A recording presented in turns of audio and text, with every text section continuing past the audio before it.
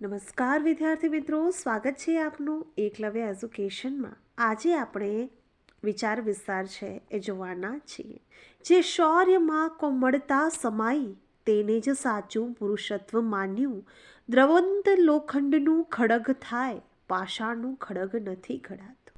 જે શૌર્ય એટલે કે સુરવીરતામાં કોમળતા સમાયેલી છે ને, એને જ સાચું પુરુષત્વ એટલે કે શક્તિ માનવું જોઈએ. જે લોખંડ છે એ ગરમ થતાં થોડું નરમ થાય ત્યારે એનામાંથી ખડગ એટલે કે તલવાર કે શસ્ત્ર છે એ ઘડી શકાય, પણ પાષાણ એટલે કે પથ્થર છે એનાથી શસ્ત્ર ઘડી શકાતું નથી.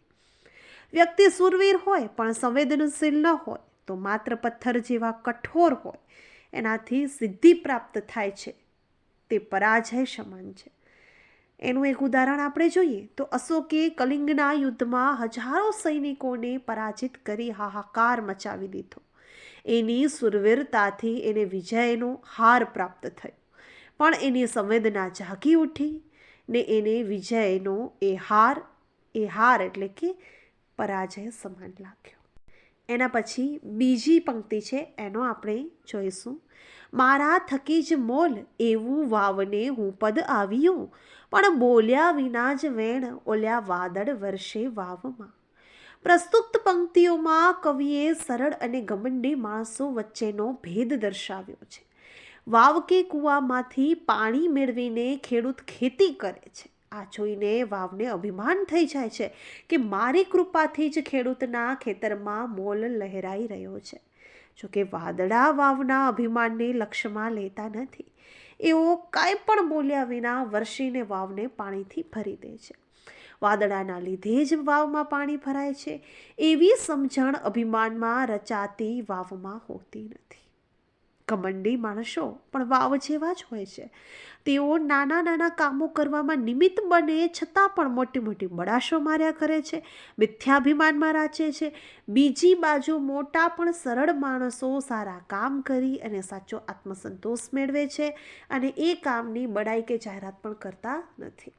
માટે આપણે આપણા થકી થયેલા સારા કામોની જાહેરાત કરવી ન જોઈએ, અભિમાન પણ ન રાખવું જોઈએ. સંત કબીરે કહ્યું છે કે નેકી કર ઓર કુએ મેં ડાલ, એટલે કે આપણે જે સારું કામ કરી રહ્યા હોઈએ એનો પ્રચાર પ્રસાર ન કરવો જોઈએ. ત્રીજી પંક્તિ છે જેનો આપણે અર્થ વિસ્તાર કરી રહ્યા છીએ. દેવડીએ દંડાય છે ચોર મુઠ્ઠી ઝારના, લાખ ખાંડી લૂંટારાઓની મહેફિલો મંડાય છે. પ્રસ્તુત કાવ્ય પંક્તિમાં આપણા સમાજમાં પ્રવર્તી રહેલી નીતિ વિષયક અસમાનતાનું વેધક ચિત્ર રજૂ થયું છે. ઝૂંપડામાં વસતા ગરીબોને ખાવા નથી મળતું. પેટની આગ ઠારવા માટે ભૂખ્યાજનો મુઠ્ઠી અન્નની ચોરી કરતા જો પકડાઈ જાય તો એને કેદમાં પૂરવામાં આવે છે. એમને ન્યાયાલયમાં તેમની પર કેસ ચલાવવામાં આવે છે. એમની ગરીબીની લાચારી, મજબૂરમાં કરેલી અન્નની ચોરી એના લીધે એને મોટી સજા ફટકારવામાં આવે છે. જ્યારે સમાજનો કહેવાતો શ્રીમંત વર્ગ કાળું ધોળું કરીને, અપ્રામાણિકતા આચરીને કરવેરો છે એની ચોરી કરીને ભ્રષ્ટાચાર આચરે છે, સમાજનું શોષણ કરી માનવતાને નુકસાન પહોંચાડી અનૈતિકતાથી કમાયેલા ધન વડે બેઠેલા શ્રીમંતોની સમાજમાં વાહવાહ થાય છે. સમાજમાં મહેફિલોમાં એને ઉચ્ચ પદે બેસાડવામાં આવે છે. શ્રીમંતો પોતાના મોજ શોખ અને મહેફિલો પાછળ પાણીની જેમ લખલૂટ પૈસા વાપરે છે, જ્યારે ગરીબોને જીવન ગુજરાતની ચીજવસ્તુઓ મેળવવામાં પણ ફાંફા મળે છે. લાખોની ઉચાપત કરનારા લોકોને ખરેખર સજા મળવી જોઈએ.